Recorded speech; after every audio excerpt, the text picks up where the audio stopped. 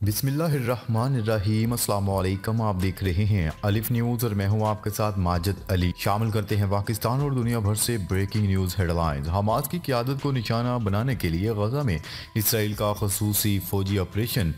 Israeli वज़ीर दिफा ने मंगल के रोज़ अमरीकी वज़ीर ख़ारजा एंथनी ब्लिंकन को कहा है कि फ़ौज जनूबी गजा की पट्टी में खान यूनिस में अपनी कार्रवाइयाँ तेज़ करेगी।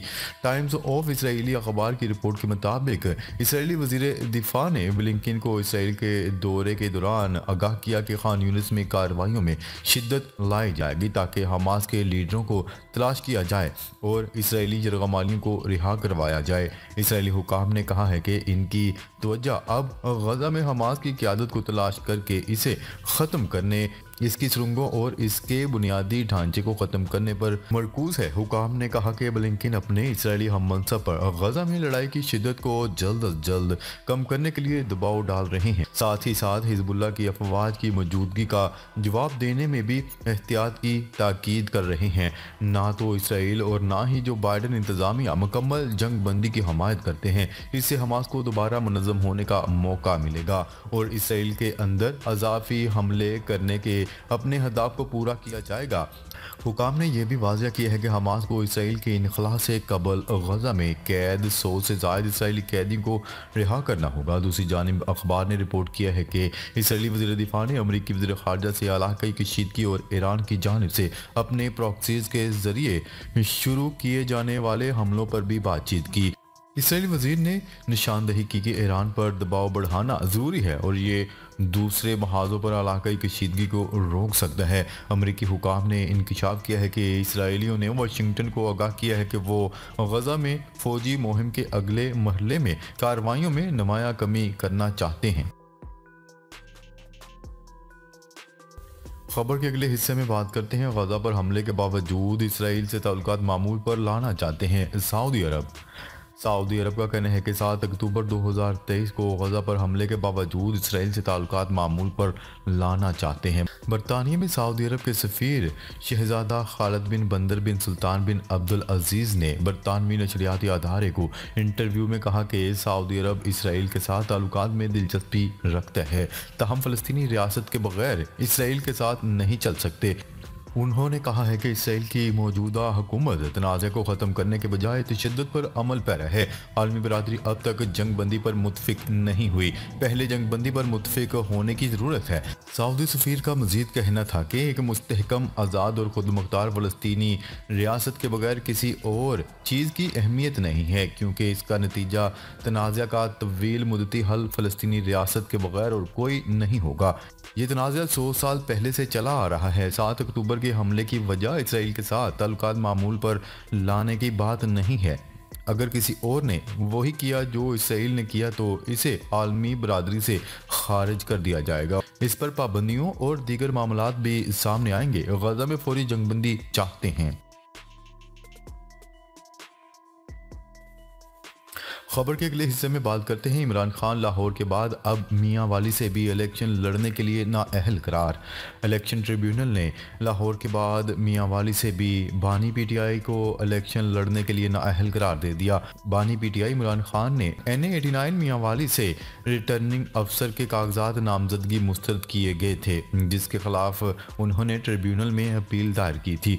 रावलपिंडी हाई कोर्ट बेंच के इलेक्शन ट्रिब्यूनल के जज जस्टिस चौधरी अफजल ने इमरान खान की अपील पर समाअत की थी, जिसमें PTI रहनुमा अली जफ़र ने दलाल दिए थे, जबकि ट्रिब्यूनल ने 7 जनवरी को अपील पर फैसला महफूज किया था।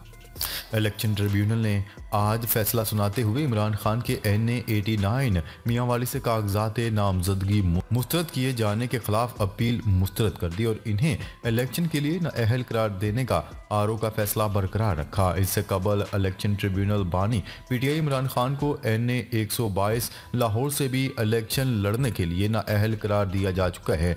इमरान खान ने आम इंतखाबात में हिस्सा लेने के लिए कौमी असम्बली के 3 हलकों से कागजात नामजदगी जमा करवाए थे, जिनमें NA-122 लाहौर, NA-89 मियांवाली और इस्लामाबाद शामिल हैं। तहम 2 हलकों से इन्हें इलेक्शन ट्रिब्यूनल ने इलेक्शन लड़ने के लिए नाअहल करार दे दिया।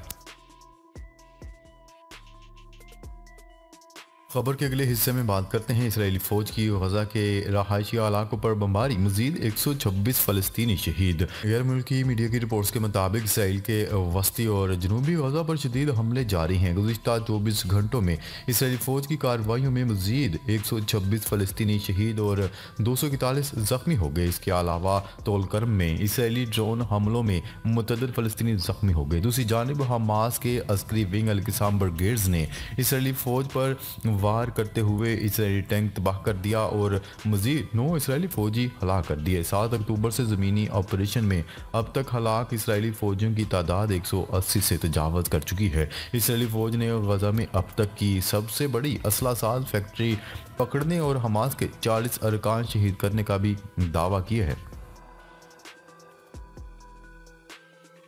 खबर के अगले हिस्से में बात करते हैं अमरीकी F-16 लड़ाका तैयारे यूक्रेन के लिए कार आमद नहीं। यूक्रेन गुज़िश्ता माह मौसम गर्मा के नाकाम जवाबी हमले के बाद एक और हमले के लिए फौरी तौर पर अपनी अफवाज को तैयार नहीं कर पाएगा, क्योंकि इसके लिए इसे फ़ज़ाई बर्तरी की ज़रूरत होगी।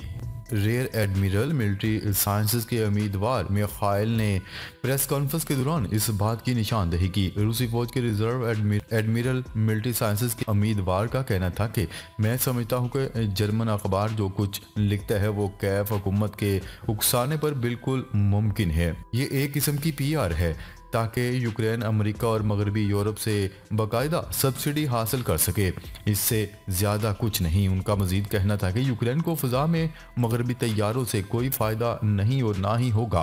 इस तरह उन्होंने जर्मन अखबार डाई वेल्ट की रिपोर्ट पर तबसरा करते हुए कहा कि यूक्रेनी अफवाज को अगर मगरब F-16 तैयारे फराहम करता है तो वो एक और जारहाना कोशिश होगी जिससे यूक्रेन को कोई फ़ायदा नहीं होगा।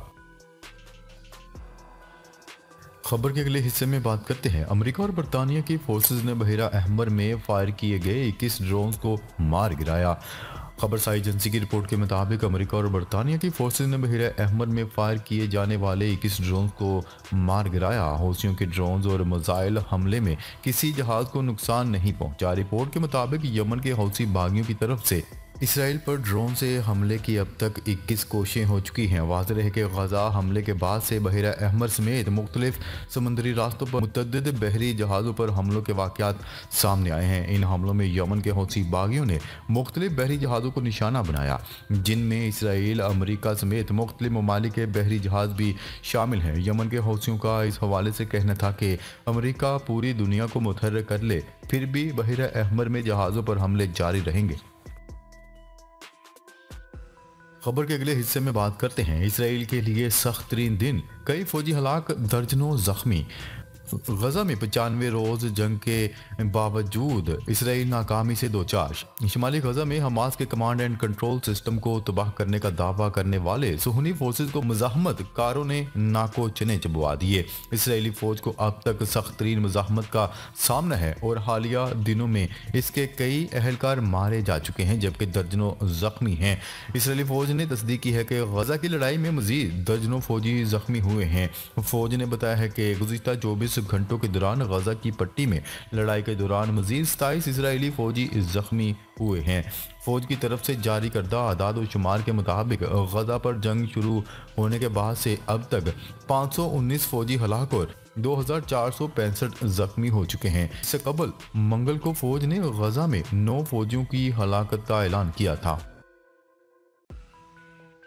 खबर के अगले हिस्से में बात करते हैं गजा में जंग का जल्द अज जल्द खात्मा चाहते हैं एंथनी ब्लिंकन। अमरीकी वज़ीर ख़ारजा एंथनी ब्लिंकन का कहना है कि गजा में रोज़ाना होने वाली शहरियों के मवाद बहुत ज़्यादा हैं। सूरत हाल बेहतर होने पर फ़लस्तीनियों की वापसी ज़रूरी होनी चाहिए। बैनुल-अक़वामी खबरसार इदारे की रिपोर्ट के मुताबिक अमरीकी वज़ीर ख़ारजा एंथनी ब्लिंकन ने मीडिया से बात करते हुए कहा है कि तनाज़ा को खित्ते में फैलने से बचाने के लिए इसराइली हुकाम से जामिया बातचीत हुई। खित्ते में सलामती के लिए अमेरिका इसराइल सफारती रास्ते पर यकीन रखते हैं। उन्होंने कहा है कि फ़लस्तीनी रियासत का क़याम वाज़िया होने पर खित्ते के ममालिक गजा में सरमायाकारी के लिए तैयार हैं। आलमी अदालत इंसाफ में जनूबी अफ्रीका की इसराइल मुखालिफ दरख्वास्त अमन कोशों से तवज्जो हटाना है। अमरीकी वज़ीर ख़ारजा एंथनी ब्लिंकन का कहना था कि फ़लस्तीनियों की गजा से बाहर आबाद होने की किसी भी तजवीज़ की मुखालफत करते हैं। फ़लस्तीनी अथॉरिटी पर इस्लाहात की जिम्मेदारी आयद होती है। नाजरीन, अब तक के लिए इतना ही। मज़ीद ख़बरें लेकर बहुत जल्द आपकी खिदमत में हाजिर होंगे। तब तक के लिए अपना ख्याल रखिएगा। अल्लाह निगहबान।